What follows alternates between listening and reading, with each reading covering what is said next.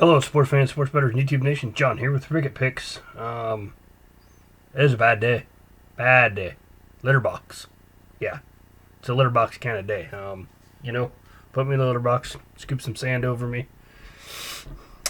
and then, I'll be back tomorrow. But it's on the Cardinals a lot of different ways. Had them +3. They lost by 7. Had them first half team total over 13. They scored 7. Cliff Kingsbury. You cannot run the same quarterback draw 2 times in a row against Seahawks in the NFL, or probably any NFL team. Please put that in your notepad and don't try it again. You got a running back named Kenyon Drake, who is a very big man. If you need 1 yard, I think he's your guy. Not 5'8", injured Kyler Murray who slides. Okay? Give it to your running back who wants contact. Just my advice.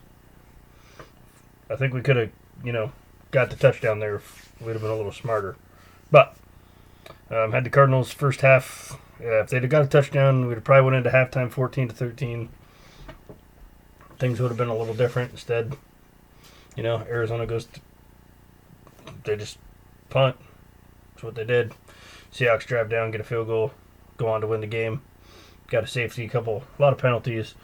I was on the Tulsa-Tulane over. That was at 55.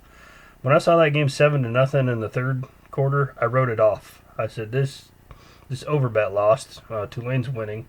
This is crazy. And then it goes to 2 overtimes, and it falls at 54. The score at halftime was 0-0. If anybody chose to kick a field goal in the first half, the game would have went over. And that's just the way the night went. All we can do is carry on. I had my soccer plays posted before the football action started. So, on with the next day. Looking for a big bounce back. We're going to have a bounce back weekend. I'm not just going to bounce back on Friday. I'm going to bounce back this weekend. Put in the work, and, let's go. We're going to the Big Ten now. We got the Purdue Boilermakers going to the Minnesota Golden Gophers. I think this is going to be a good game. Minnesota's struggling this year. They're not the PJ Fleck team everybody thought they were going to be. They're 1-3. They've lost to Iowa. Got drilled by Iowa 35-7. They lost to Maryland in overtime, and they lost to Michigan. And Michigan, they lost to Michigan before Michigan gave up on Harbaugh. Michigan, I think, is down the toilet this year. They're done. Which, as a Buckeyes fan, I think we're going to roll in that game. Looking forward to it, but we got a really good game coming up this weekend against Indiana. So if you guys don't know, Ohio State is playing Indiana this weekend. That's going to be a great game. But Minnesota, they did beat Illinois in Illinois 41-14. Purdue only beat Illinois 31-24. They won by 7 in Illinois. Purdue's coming off of a loss to Northwestern. Note to everyone in the Big Ten, Northwestern's a great football team this year. And they got a win over Iowa 24-20.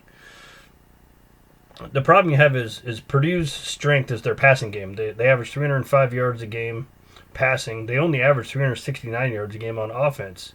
Minnesota gives up 447 yards a game, but only 209 of that is in the air. So you have a decent Minnesota pass defense against Purdue's prefer pass offense.